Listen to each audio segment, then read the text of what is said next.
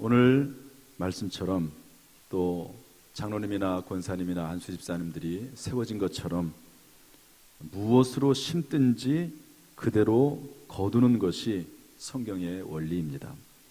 저는 우리 모든 성도님들이 정말 거룩하고 복된 것을 심어서 이 땅에서도 복을 받고 하늘나라에서도 상급이 넘쳐나기를 주님의 이름으로 축복합니다. 콩 심은데 뭐가 나죠? 팥 심은데 콩 심은데 혹시 팥나는 거 보신 적 있습니까? 그런 일은 없죠. 심은 대로 거두게 되어 있습니다. 오늘 세 가지를 심어야 된다고 또 심지 않아야 된다고 말씀하고 있고요. 무엇을 거두는지 살펴보려고 합니다. 우리 8절 말씀 같이 읽어보겠습니다. 시작. 자기의 육체를 위하여 심는 자는 육체로부터 썩어질 것을 거두고 성령을 위하여 심는 자는 성령으로부터 영생을 거두리라. 아멘. 첫 번째로 육체를 위해서 심으면 육체로부터 썩어질 것을 거둡니다. 육체를 위해서 심는다는 것은 영적 세계의 무지에서 영적인 삶을 전혀 살지 못하는 것을 의미합니다. 썩어질 것이라고 하는 것은 영원하지 않은 것을 말하고요, 이 세상에서만 가치 있는 것을 말합니다. 사라질 것을 뜻합니다. 재미있는 것은 이 세상을 위해서 심어도 거둔다는 것입니다. 상당히 중요한 내용인데요. 저를 보십시오. 이 세상을 위해서 썩어질 것을 이 육체를 위해서 심어도 거둔다는 것입니다. 이것이 하나님이 세우신 자연 법칙입니다. 여러분, 지금 한참 올림픽이 월드컵이 진행이 되고 있는데요. 여러분, 예수 믿지 않는 사람이라고 해서 우승을 못하는 것 아닙니다. 예수 믿지 않는 사람이라 저 사람이 예수 안 믿으니까 교회 안 다니니까 저 사람은 져야 돼, 그것도 아닙니다. 열심히 자기의 재능을 개발해서 최선을 다해서 노력하면 거두게 되어 있다는 것이죠. 이게 원리입니다. 원칙입니다. 그러나 중요한 것은 뭐냐면 썩어질 것을 거둔다는 거죠. 썩어질 것을 거둔다는 거예요. 이 썩어질 것이라고 하는 것은 뭐냐면 이 세상에서만 의미가 있다는 겁니다. 여러분, 대통령이 됐다고 칩시다. 그런데 예수를 안 믿어요. 그 대통령이 되기 위해서 얼마나 많이 애를 썼겠습니까? 그러나 그분이 대통령직을 마치고 그리고 모든 인생을 마감할 때 여러분, 예수 그리스도를 믿지 않고 하나님을 위해서 교회를 위해서 한 일이 하나도 없다고 하면 여러분, 거둘 일이 뭐가 있겠습니까? 이 세상에서만 얻는 것이지 그의 생명이 끝남과 동시에 그의 모든 공적은 이 땅에 그대로 묻혀버리게 될 것입니다. 물론 후대 사람이 기록을 해주겠죠. 그러나 하나님께서 기억하시는 것은 아무것도 없는 것입니다. 유명한 알렉산더 대왕이 있습니다.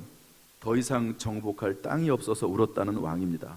32살의 나이에 왕이 됐습니다. 대왕이 됐습니다. 황제가 됐습니다.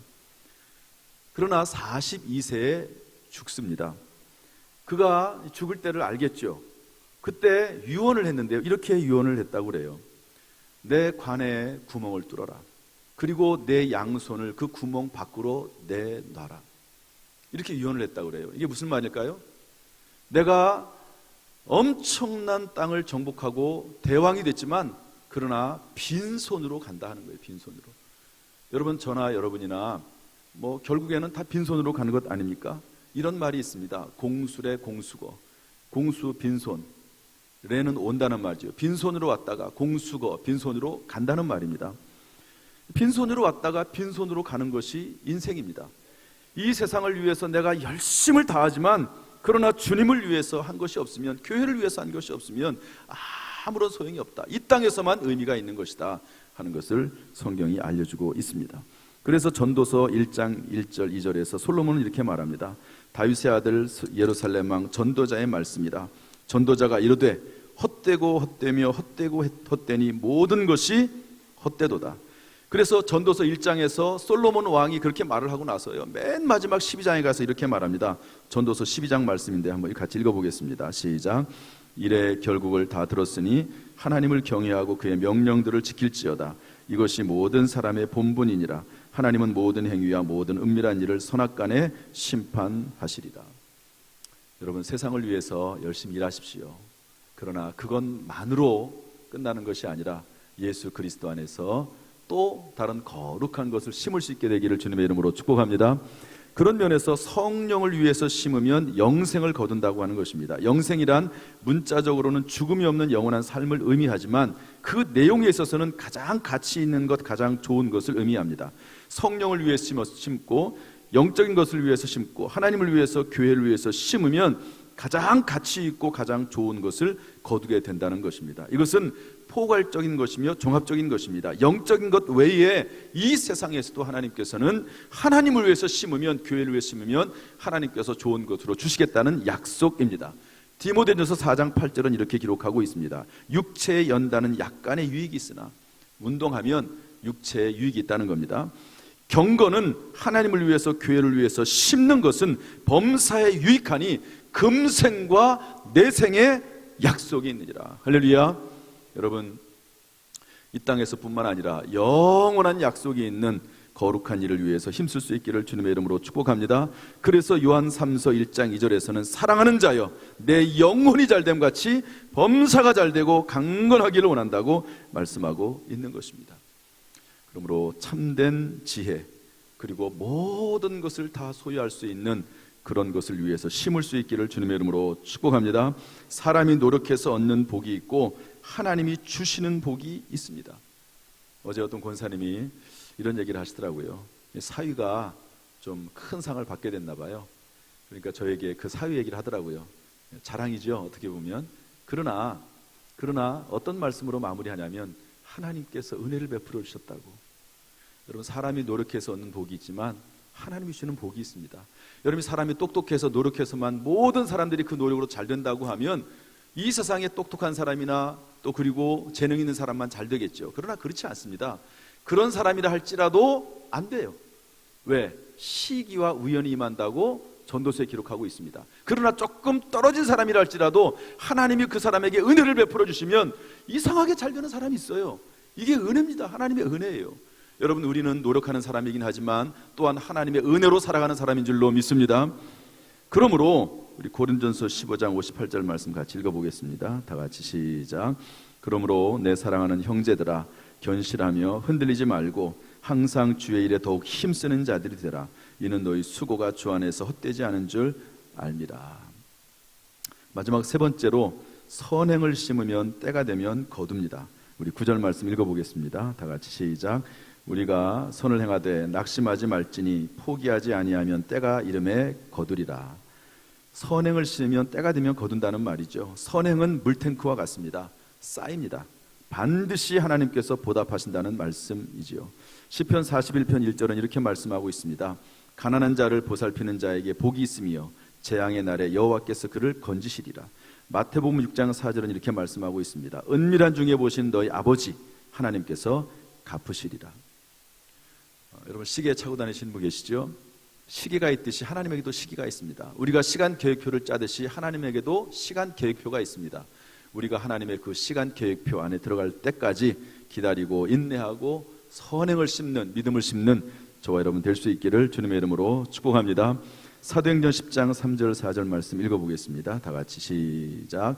하루는 제 9시쯤 되어 환상 중에 밝히 봄에 하나님의 사자가 들어와 이르되 고넬료야 하니 고넬료가 주목하여 보고 두려워 이르되 주여 무슨 일이니이까.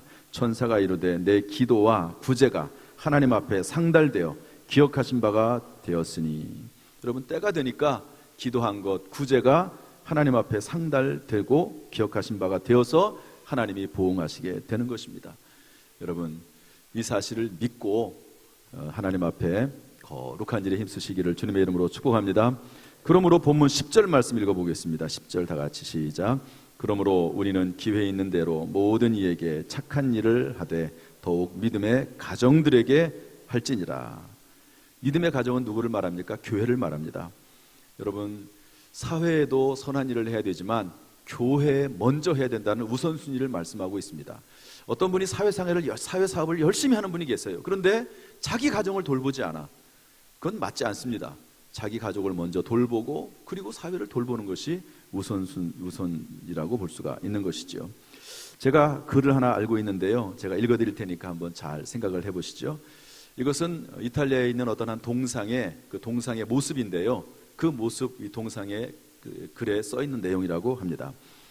그 동상은 앞머리가 무성해서 얼굴을 가리고 있습니다. 뒷머리는 아무것도 없습니다. 발에는 날개가 달려 있는데요, 이렇게 되어 있습니다. 나의 앞머리가 무성한 이유는 사람들로 하여금 내가 누구인지 금방 알아차리지 못하게 하고 나를 발견했을 때에는 쉽게 붙잡을 수 있도록 하기 위함이고, 나의 뒷머리가 대머리인 이유는 내가 지나가고 나면 다시는 나를 붙잡지 못하도록 하기 위함이며, 나의 발에 날개가 달린 이유는 최대한 빨리 사라지기 위해서이다. 나의 이름은 괄호로 제가 해놨는데, 나의 이름은 기회이다.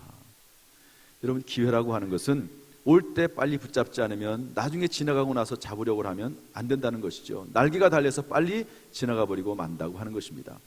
여러분, 우리가 거룩한 것을 위해서 심을 수 있는 기회는 우리가 살아있는 이 기간 동안밖에 없습니다. 언제든지 주님이 부르시면 언제든지 가야 되는 것이 우리의 인생 아닙니까? 그런데 주님을 위해서, 교회를 위해서, 다른 사람들을 위해서 헌신하고 희생하고 일하고 선행을 베풀 수 있는 유일한 기회가 되는 시간은 지금밖에 없다는 것입니다. 지금이 지나가면 아무런 일을 행할 수 없는 것이죠. 유명한 러시아의 대문호인 톨스토이가 인생과 행복에 관한 3가지 질문을 던졌습니다. 이 세상에서 가장 중요한 시간은 언제인가? 가장 중요한 사람은 누구인가? 가장 중요한 일은 무엇인가? 그는 대답하기를 이 세상에서 가장 중요한 시간은 현재라고 했습니다. 왜? 내가 현재 어떻게 하느냐에 따라서 과거의 잘못과 실수도 만회할 수 있기 때문에 그렇습니다.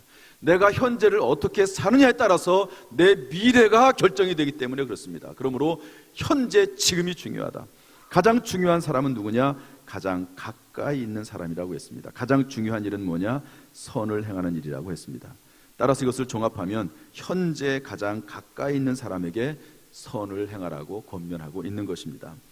현재 내가 속한 교회에, 현재 내가 속한 직장에서, 나의 가정 속에서 지금 내 옆자리에 앉아있는 성도에게 선을 행하고 그것을 귀중하게 여기라는 말씀입니다. 옆에 있는 분들을 한번 쳐다보시죠. 얼마나 귀한 분들입니까? 귀한 분들이죠. 그분들하고 한번 인사 한번 해보시죠. 내 옆자리에 앉아주셔서 고맙습니다.